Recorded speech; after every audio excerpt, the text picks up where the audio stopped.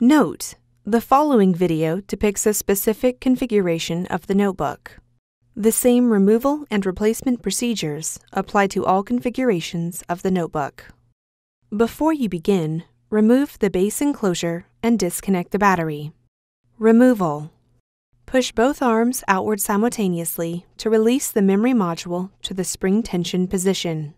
Caution: when handling a memory module, use care to prevent touching the memory chips on the board. Touching the memory chips could damage or destroy the memory. Grasp the memory module by the edges and pull gently to remove it. Place the memory module in a static dissipative bag. Replacement. Grasp the memory module by the edges and remove it from the static dissipative bag.